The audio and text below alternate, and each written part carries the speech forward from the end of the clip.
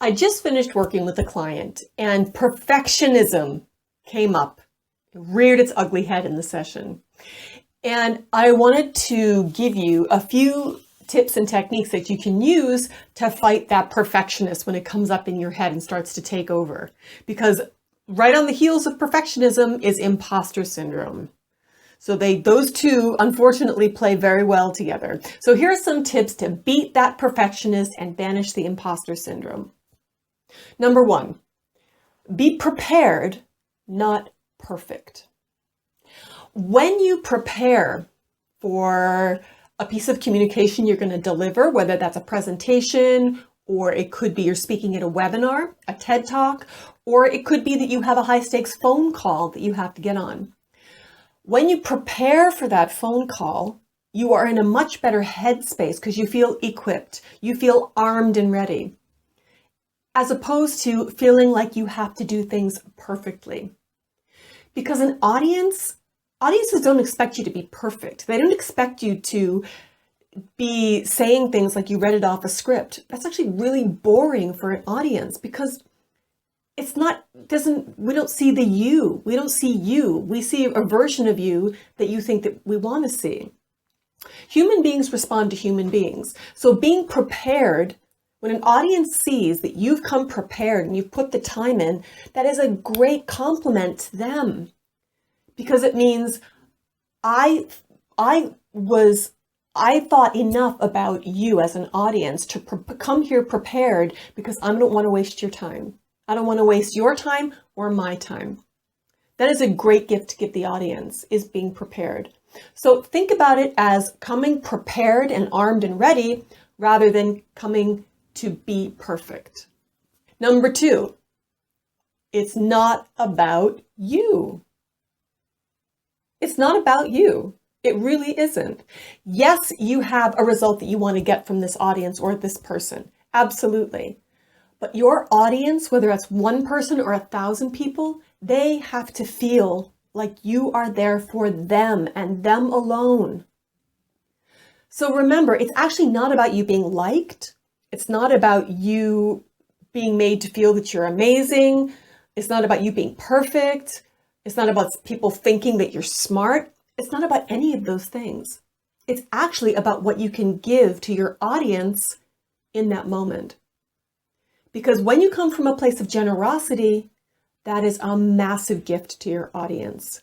Because an audience that feels like it's important, that feels like this is the only one time that you are ever going to give this speech or give this information to an audience is this one time, it makes them feel special.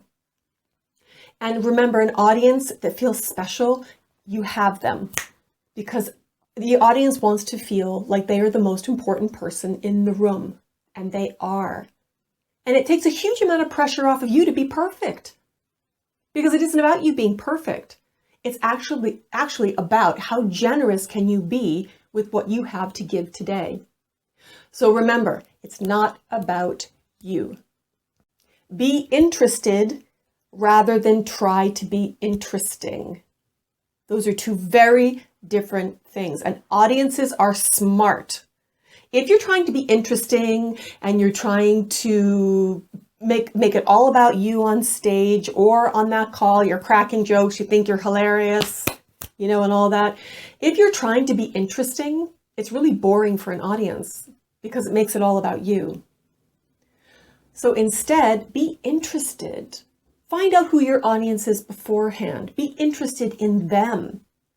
Again, be interested in what you can give rather than what you can get.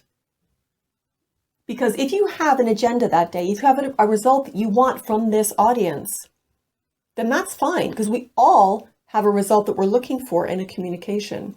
But your audience has got to feel like you have taken an interest in them and you are interested in them and what they can take away from that communication. It's got to be that way. So instead of trying to be interesting, which is really boring for an audience, be interested. Number 4, remember the word of the day is always generosity. Generosity, generosity, generosity. Every audience wants to feel like you are there to give them something that's going to be useful to them specifically, every person in that audience. You know, we often hear people talk about an audience as one person. You've got that target, that one person that actually is all of your target audience. But it has to start with that one person, their pain points, what you can do for them, how you can solve their problems, what you have to give to that person.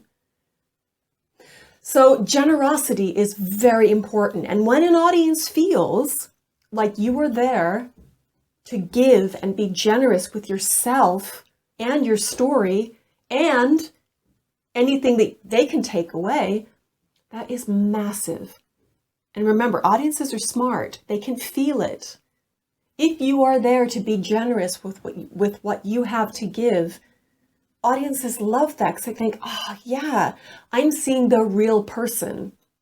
Because remember, human beings respond to human beings. They don't respond to perfection. And perfection is really overrated anyway.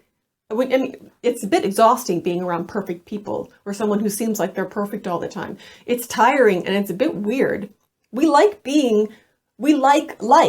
attracts like. We like being around people who are real, whom we know have struggled, who we know are human and not trying to be a version of themselves. So generosity, come from a place of generosity. What can you give your audience of yourself, of your experience, of your knowledge? And that's massive. So remember, the word of the day is always generosity. Okay, well, I hope some of that has helped. If you have any comments, I would love to hear what your struggles are when it comes to perfectionism. What's keeping you awake at night? What is stopping you from being that best version of yourself, that confident, passionate speaker that you want to be? I want to hear from you. So let me know below. Let me know your comments.